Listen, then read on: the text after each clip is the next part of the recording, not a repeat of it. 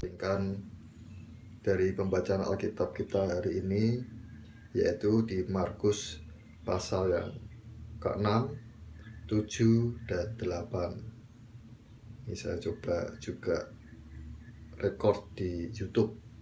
Sebenarnya mau saya coba record di Instagram secara langsung, tapi kok saya masih belum pede. Oke, kita akan baca dulu pada Markus 7 ayat yang ke-27. Markus pasal yang ke-7 ayat yang ke-27. Lalu Yesus berkata kepadanya, "Biarlah anak-anak kenyang dahulu, sebab tidak patut mengambil roti yang disediakan bagi anak-anak dan melemparkannya kepada anjing." Menarik karena hari ini Tuhan bicara kepada kita tentang berkat, tentang roti. Hal pertama yaitu ternyata berkat itu sudah disediakan oleh Tuhan. Kita disediakan, dikatakan yang disediakan bagi anak-anak. Roti itu sudah disediakan. Jadi tinggal bagaimana kita dengan Tuhan. Bagaimana kita bisa jadi anak-anak Tuhan yang disediakan roti. Atau kita keluar di jalurnya Tuhan sehingga kita nggak layak dapat roti itu. Oleh karena itu, saya berdoa hari ini Tuhan bicara tentang berkat. Dan secara khusus, jangan khawatir, jangan takut dengan masalah berkat, dengan masalah makan, dengan masalah pakaian, dengan masalah hal-hal duniawi. Karena semua sudah disediakan Tuhan. Kita ingat pada kisah si janda Sarfat. Waktu janda Sarfat gak punya apa-apa, kemudian dia dipertemukan dengan Nabi Elia. Kemudian Nabi Elia berkata, "Berikan aku dulu roti, buatkan aku dulu roti." Kemudian janda Sarfat membuatkan sehingga dia dipelihara. Mukjizat makanan itu menurut saya, mukjizat berkat itu mukjizat yang paling gampang. Tinggal kita saja bagaimana hati kita, bagaimana mental kita. Apakah kita siap untuk menerima berkat Tuhan atau kita belum siap untuk menerima berkat Tuhan. Oleh karena itu, jangan takut, jangan khawatir. Dikatakan disediakan bagi anak-anak. Sudah disediakan bagi kita anak-anak Tuhan. Kemudian kita baca lagi di Markus 8 ayat yang ke-17 sampai 19. Dan ketika Yesus mengetahui apa yang mereka perbincangkan, ia berkata, "Mengapa kamu memperbincangkan soal tidak ada roti? Belum jugakah kamu paham dan mengerti? Telah dekilkah hatimu? Kamu mempunyai mata, tidakkah kamu melihat? Dan kamu mempunyai telinga, tidakkah kamu mendengar?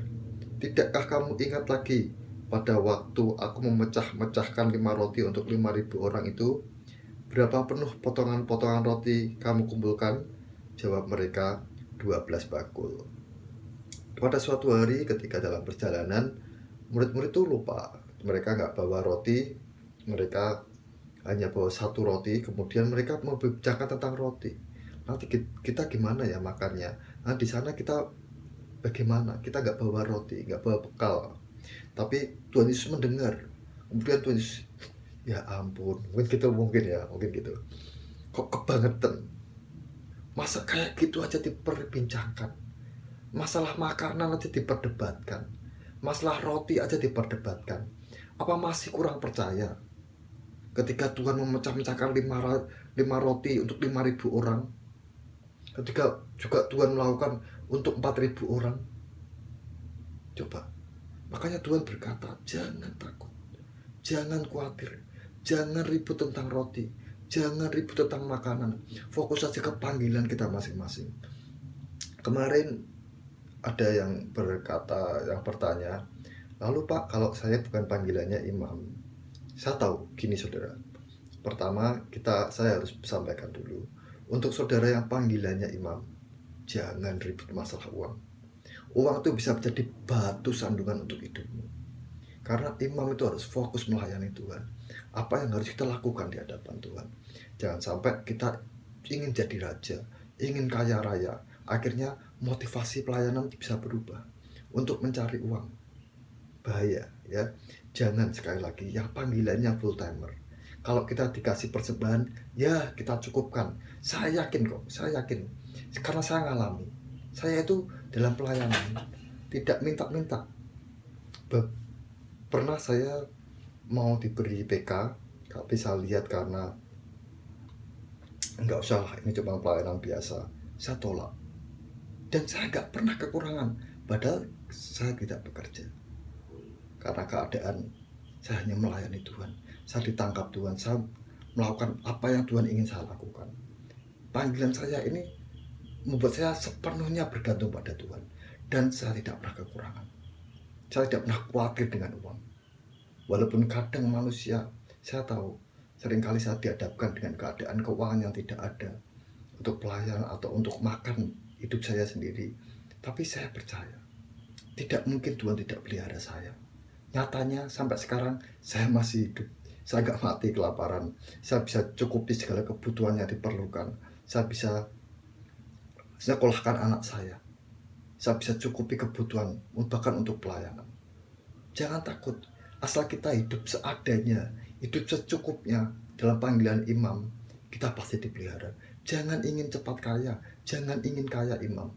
Jangan mikir masalah uang. Karena itu akan merusak motivasi hati kita. Oleh karena itu, ini saran saya untuk imam, untuk saudara yang dipanggil menjadi hamba Tuhan, benar-benar hamba Tuhan. Fokus aja apa yang Tuhan ingin kita lakukan. Tuhan pasti berkati kita. Kalau Tuhan ngasih visi, Tuhan pasti akan memberi kita raja. Pasti. Nyatanya Rumah Berkat itu dulu dihina-hina orang.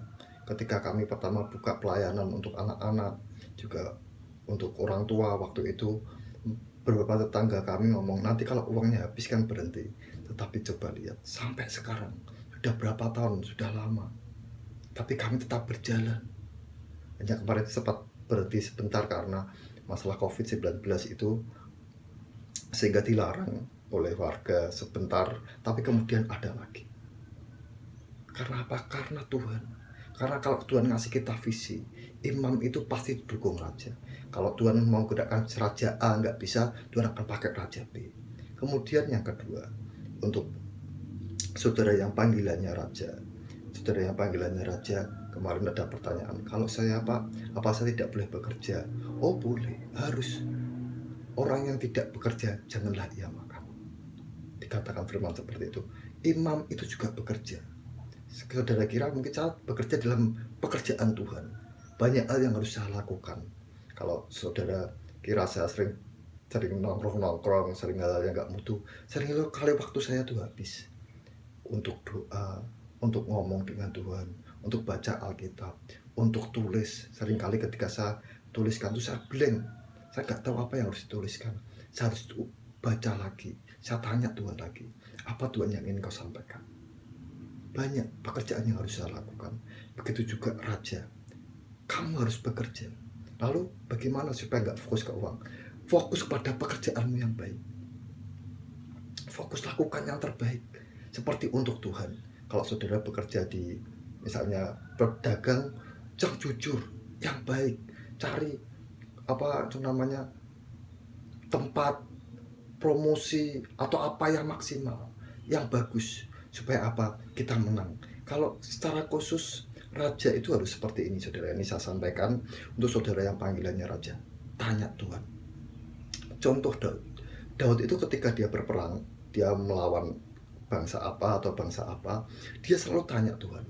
Tuhan, aku harus bagaimana? Kemudian Tuhan, kamu maju saja, aku akan menerobos. Atau kemudian Tuhan berkata, jangan maju, tapi buatlah gerakan melingkar. Ya gitu. Nanti kalau ada suara pohon-pohon kertau, tanya Tuhan, minta petunjuk Tuhan. Tuhan, aku usaha ini. Tuhan, aku punya pekerjaan ini. Apa yang harus aku lakukan? Kemudian lakukan yang terbaik seperti untuk Tuhan. Jangan fokus kepada uang. Uang upah itu tetap ada. Bahkan saya berkata, orang yang bekerja keras sekalipun dia bukan anak Tuhan, dia akan dapat upah hasil kerja kerasnya. Tetapi ya, upahnya hasil kerja keras. Berbeda ketika kita melakukan dalam pekerjaan Tuhan. Maka gaji kita bukan hanya gaji dunia, tetapi gaji surga. Lebih lagi, kita membangun rumah kita dalam kerajaan surga. Ya, jadi itu saya ingatkan untuk semua panggilan. Kita jangan fokus ke uang, Tapi fokus aja apa yang harus kita lakukan, apa yang harus kita kerjakan. Saya yakin ketika kita melakukan yang terbaik dalam Tuhan, dalam pekerjaan, dalam apapun juga, Tuhan akan percayakan yang lebih besar. Kemudian saya ingin yang kedua, kita baca ini tambahan saudara, karena saya ingin kita belajar sedikit lagi. Dikatakan di Matius 4 ayat 4, kalau saudara baca, manusia hidup bukan dari roti saja, tetapi dari firman Tuhan. Ya, sikap hati kita, jangan sampai sikap hati kita ini memperlakukan uang, memperlakukan berkat seperti yang utama. Bukan. Yang utama adalah firman Tuhan. Seperti yang tadi saya katakan, kita bekerja yang terbaik, kita pelayanan yang terbaik. Tapi kemudian sikap hati kita terhadap uang, ya biasa saja. Kemarin saya sharingkan, uang, anggap saja uang itu sebagai benda, sebagai alat. Kalau kita nggak bisa memperhamba uang, kita akan diperhamba uang. Kita bukan hidup dari roti, bukan hanya dari uang saja, tetapi yang lebih penting, kita hidup dari firman Tuhan. Kemudian di Matius 6 ayat 11, kita tahu doa Bapa kami, salah satunya dikatakan, berikanlah kami makanan kami yang secukupnya. Atau dalam terjemahan lain, berikanlah kami roti kami yang secukupnya. Jangan khawatir, ketika kita doa, ketika kita apa, Tuhan akan berikan kepada kita. Mungkin kalau kita diberkati lebih, berarti ada bagian orang lain yang harus kita lakukan. Mungkin ada tugas yang harus kita lakukan dari Tuhan. Tapi kalau kita diberkati secukupnya, ya puji Tuhan. Yang penting asal bisa makan, bisa hidup, bisa jadi berkat. Fokusnya jangan kepada itu. Tuhan dikatakan, Tuhan enggak, berikanlah kami roti yang berlimpah-limpah. Bahkan ketika kejadian mana zaman Musa itu, bangsa Israel, Tuhan berkata, jangan ambil lebih. Kalau ambil lebih ternyata jadi apa? Jadi belatung, jadi busuk. Seringkali kita minta yang lebih, minta yang lebih, minta yang lebih. Akhirnya apa? Hati kita busuk. Hati kita jadi mengandalkan uang. Di hadapan Tuhan kita salah. Oleh karena itu, jangan perlakukan uang, makanan, atau berkat Tuhan itu sebagai sesuatu yang cukup, sebagai benda yang kita jadikan alat untuk kemuliaan nama Tuhan, untuk kita kehidupan di dunia. Tadi saya merenung, saudara. Sebenarnya kalau saya sedang di Bukit Doa Getsemani, ini saya di Bukit Doa Getsemani, saudara. Ya, di dalam gua. Ya, saya tenang di sini, saya senang. Saya untuk keluar itu sebenarnya males. Karena apa? Dunia itu ya seperti itu saja. Orang mengejar uang, terus makan, terus hidup, terus tidur, punya apa, ya udah, kemudian apa, semua ditinggalkan. Ada teman saya yang berkata dunia itu memuakkan. Ya kalau kita sudut pandang jasmani, memang apa sih yang kita kejar dunia ini, toh semuanya juga akan kita tinggalkan. Tetapi kalau kita sudut pandangnya tugas Tuhan, panggilan Tuhan, kita akan senang. Karena apa? Kita hidup di dunia ini bisa berguna untuk kemuliaan nama Tuhan. Apa yang harus saya lakukan Tuhan di dunia ini? Pekerjaan apa yang kamu ingin saya lakukan Tuhan? Gitu. Jadi jangan hanya kejar yang dunia, yang jasmani. Semua itu sia-sia sebenarnya. Asal cukuplah buat kita. Kemudian yang lainnya apa yang Tuhan ingin kita lakukan. Itu saja. Kemudian yang ketiga, yang terakhir, saya ingin kita tahu, yaitu yang ketiga, saya beri judul menghalangi berkat. Ada yang bisa jadi berkat itu, kalau sikap kita tidak benar, maka kita nggak bisa terima berkat. Atau saya katakan dua hal yang bisa menghalangi kita terima berkat, yaitu di Matius 6 ayat 33 dan 34. Coba Matius 6, kita baca dulu. Matius 6 ayat 33 sampai 34 ya. Tetapi carilah dahulu kerajaan Allah dan kebenarannya, maka semuanya itu akan ditambahkan kepadamu. Sebab itu janganlah kamu khawatir akan hari besok, karena hari besok mempunyai kesusahannya sendiri. Kesusahan sehari cukuplah untuk sehari. Jadi jangan khawatir, cari dahulu kerajaan Allah. Banyak orang gak mau cari kerajaan Allah. Mereka hidup dengan kebenarannya sendiri. Kemudian mereka gak dapat berkat, mereka marah dengan Tuhan. Saya percaya ketika kita kejar Tuhan, kita cari Tuhan, maka semuanya akan ditambahkan kepada kita. Berkat-berkat itu akan ada bagi kita. Ingat, kalau kita sampai mencari yang bukan Tuhan, maka berkat itu terhalangi. Berkat Tuhan terhalangi. Ada dua berkat, yaitu berkat dari Tuhan dan berkat dari iblis. Kalau berkat dari Tuhan itu membawa damai sejahtera, membawa sukacita. Tetapi berkat dari iblis membawa pertengkaran, membawa keributan, membawa perpecahan, membuat motivasi hati kita nggak baik, membuat akhirnya kita mengalami penderitaan, dan lebih lagi akan membuat kita jatuh dalam dosa, kemudian dihukum dalam neraka. Cari Tuhan, jangan fokus ke uang, jangan fokus ke berkat. Carilah Tuhan, lakukan kebenarannya, maka berkat akan datang. Ya. Kemudian yang ketiga, di Lukas 12 ayat 48. Lukas 12 ayat 48. Coba.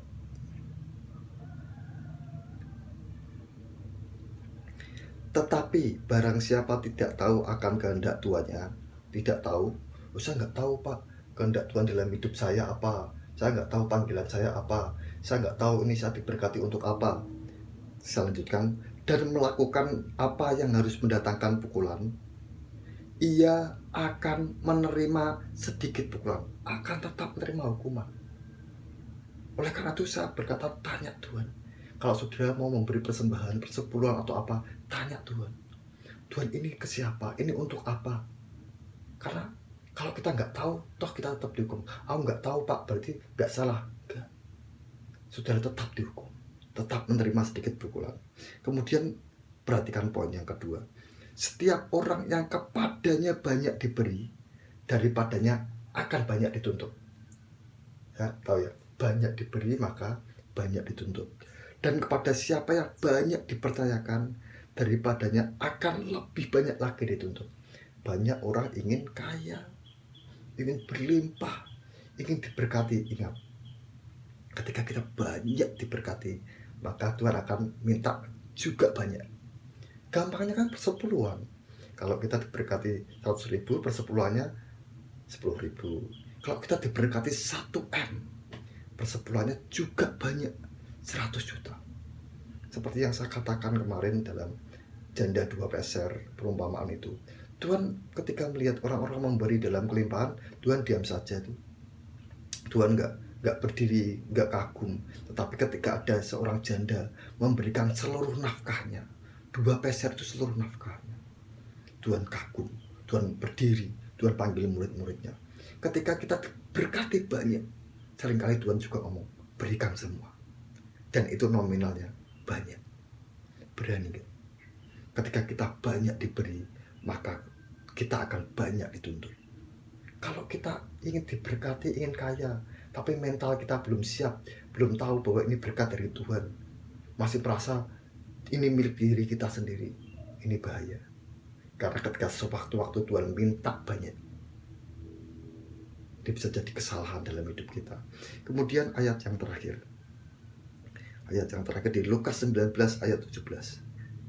Lukas 19 ayat 17. Katanya kepada orang itu, baik sekali perbuatanmu itu, hei hamba yang baik. Engkau telah setia dalam perkara kecil, karena itu terimalah kekuasaan atas 10 kota. Jadi ketika kita bisa dipercaya, kalau misalnya kita nggak bisa dipercaya, ya itu menghalangi berkat kita. Tetapi ketika kita bisa dipercaya, kita diberi apa oleh Tuhan, kemudian kita tanya Tuhan, memang seringkali berat. Saya beberapa kali kok, ketika saya tanya Tuhan, Tuhan ngomong berikan semua, seringkali. Mungkin Tuhan uji saya, tapi nyatanya saya nggak kekurangan. Saya cukup, Tuhan beri saya lebih banget. Saya tidak pernah kekurangan makan. Tapi itulah ujian. Kita bisa dipercaya apa enggak? Kalau kita nggak bisa dipercaya, maka itu menghalangi berkat Tuhan datang. Saya berdoa, firman Tuhan hari ini mengingatkan kita. Jangan kita fokus pada Tuhan. Jangan kita fokus pada berkat. Tapi fokuslah pada Tuhan. Fokus pada kebenarannya. Jangan khawatir, berkat sudah disediakan bagi kita. Jangan takut, mukjizat berkat itu paling mudah dilakukan Tuhan. Tuhan melakukan berkali-kali pada janda Sarfat, 5 roti, juga 7 roti untuk 4.000 orang. Kemudian Tuhan juga lakukan untuk mana, roti mana untuk bangsa Mesir. Mujizat berkat makanan, uang, itu hal yang paling mudah. Asal kita lakukan bagian kita. Kita jangan khawatir. Kita hidup bukan dari roti saja. Kita tapi hidup dari firman Tuhan. Kita pegang firman Tuhan. Kita cari dulu kerajaan Allah dan kebenarannya. Juga kita harus jadi orang yang bisa dipercaya. Ya, saya berdoa firman Tuhan hari ini dapat memberkati kita semua. Sebelumnya mari kita pejamkan mata saudara kalau saudara mendengarkan, supaya kita dapat fokus pada Tuhan. Bapa, terima kasih Tuhan. Kami percaya firman-Mu ini memberkati, mengingatkan, menegur kami semua. Untuk kami tidak hanya fokus pada uang, tidak takut, tidak khawatir dengan makanan, tidak takut dengan apa yang harus kami makan, tapi kami tetap fokus padamu Tuhan. Kami hidup bukan dari roti, tapi kami hidup dari firman-Mu Tuhan. Biar kami cari kebenaran-Mu, biar kami cari kehendak-Mu, dan kami lakukan dalam ketaatan Tuhan. Terima kasih Bapa, Kau yang buat hati kami, motivasi kami, tetap cinta Engkau Tuhan. Kau juga yang sertai apa yang kami lakukan dalam pekerjaan, usaha, pelayanan kami, bahkan anak-anak kami, keluarga kami, saudara kami. Secara khusus hamba-Mu berdoa Tuhan untuk anak-anak-Mu yang saat ini menderita COVID-19. Kami percaya Tuhan, kesembuhan pasti terjadi. Kami percaya mujizat-Mu ada Tuhan. Kami percaya tidak ada yang mustahil bagi-Mu Tuhan. Kau yang nyatakan kesembuhan-Mu, Kau yang berikan perbedaan Tuhan untuk anak-Mu, anak-anak-anakmu yang mengasihi Engkau Tuhan. Kau sembuhkan dari segala sakit penyakit, Kau hindarkan dari segala malapetaka Tuhan. Semua baik, kami percaya Tuhan, semua mendatangkan kebaikan. Terima kasih Bapa atas renungan firman Tuhan hari ini. Kami percaya kami menyembah Allah yang hidup, Allah yang menolong, Allah yang mengasihi, Allah yang mengerti, Allah yang peduli, Allah yang melindungi, Allah yang memberkati kami semua. Kami hanya fokus padamu Tuhan. Terima kasih Bapa, terima kasih Tuhan Yesus, terima kasih Roh Kudus. Demi nama Tuhan Yesus kami sudah berdoa dan mengucap syukur. Haleluya, amin. Puji Tuhan, terima kasih.